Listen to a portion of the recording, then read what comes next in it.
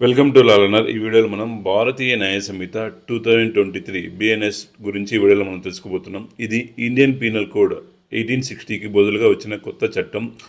బిఎన్ఎస్లో 358 సెక్షన్లు, 21 చాప్టర్స్ ఉన్నాయి. ముందుగా ప్రిలిమినరీ సెక్షన్ 1 షార్ట్ టైటిల్ అంటే భారతీయ న్యాయ సంహిత 2023 ఎప్పుడు అమలులోకి వస్తుందో ప్రభుత్వం నిర్ణయిస్తుంది. భారతదేశంలో జరిగే ప్రతి నేరానికి వర్తిస్తుంది. భారత పౌరుడు విదేశంలో నేరం చేసిన భారతదేశంలోనే శిక్షించబడతాడు. భారత నౌక, విమానం లేదా భారత కంప్యూటర్ రిసోర్స్పై దాడి జరిగిన ఈ చట్టం వర్తిస్తుంది. ఇల్లుస్ట్రేషన్: ఒక భారత పౌరుడు అమెరికాలో హత్య చేశాడు అనుకోండి, అతన్ని భారతదేశంలోని కోర్టులో శిక్ష విధించవచ్చు.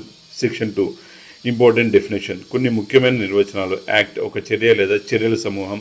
చైల్డ్: 18 లోపు ఉన్నవాడు. డాక్యుమెంట్: కాంట్రాక్ట్, రాత, cheque, power of attorney, map, digital record. Fraudulently: మోసం చేయాలనే ఉద్దేశం. గుడ్ ఫెయిత్: సరైన జాగ్రత్త లేదా శ్రద్ధతో చేయబడితే మంచి నమ్మకం. జడ్జ్: న్యాయ నిర్ణేత. పబ్లిక్ సర్వెంట్: జడ్జీలు, ఆర్మీ ఆఫీసర్లు, ప్రభుత్వ సిబ్బంది మొదలైన వారు. ఇంజ్యూరీ: శరీరం, మనసు, పేరు, ఆస్తి మీద అక్రమంగా చేసిన నష్టం.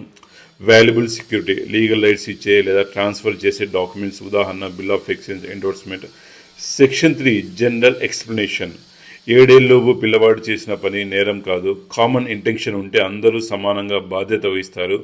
ఒక నేరంలో వేరువేరు వ్యక్తులు వేరువేరు నేరాలకు బాధ్యులు అవుతారు. ఇల్లుస్ట్రేషన్: ఏబీ ఇద్దరు కలిసి జైల్లో ఖైదీకి ఆహారం ఇవ్వకుండా చంపితే ఇద్దరికి మర్డర్ ఛార్జెస్ వస్తుంది. ఈ ప్రొవొకేషన్ వల్ల చంపితే కల్పబుల్ హోమ్సైడ్, కానీ బి ప్లాన్ చేసి చంపితే మర్డర్. సో ఫ్రెండ్స్, భారతీయ న్యాయ సంహిత 2023 గురించి మీకు ఒక చిన్న ఐడియా వచ్చింది కదా. ఇది మన దేశంలో న్యాయం మరియు శిక్షల వ్యవస్థ మెరుగుపరచడానికి ఒక ముఖ్యమైన అడుగు. మీకు ఈ వీడియోకు నచ్చిందా? లైక్ చేయండి, షేర్ చేయండి. నా ఛానల్ని సబ్స్క్రైబ్ చేయండి. నెక్స్ట్ వీడియోలో చాప్టర్ 2 గురించి డిస్కస్ చేసుకుందాం బిఎన్ఎస్లో. Thank you for watching video. Jai Hind.